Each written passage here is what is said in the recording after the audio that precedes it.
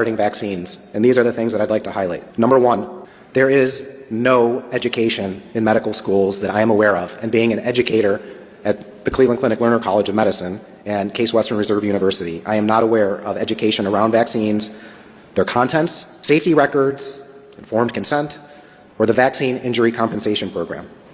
We do not discuss that in 1986, Congress enacted legislation removing all liability from pharma related to vaccine adverse events. What are we taught about vaccines?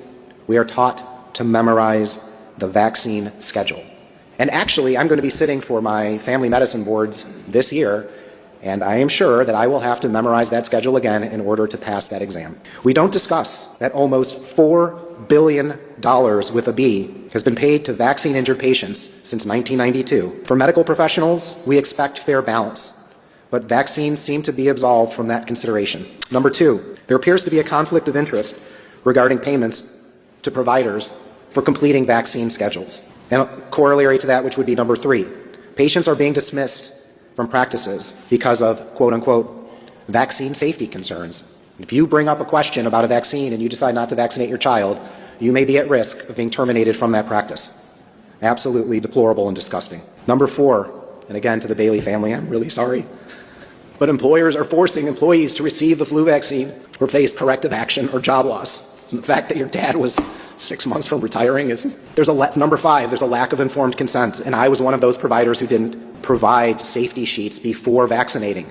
I would tell the parents, these are the vaccines today. We're going to give you 3 vaccines in one leg and 2 in the other. And then after vaccinating either the child or the adult patient, here's your information sheet. And again, to be completely transparent with you, I had no idea that there was even a mention of the compensation program or a telephone number to call. Absolutely deplorable on my part, and I apologize to my patients. Number 6, there's a lack of transparency regarding vaccine complications.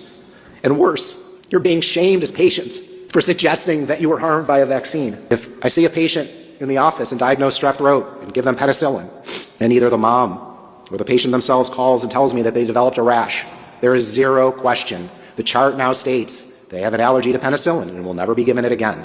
Why don't we believe parents and patients when they tell us they have had an adverse event regarding a vaccine? It doesn't make sense to me as a medical professional. I apologize for being emotional.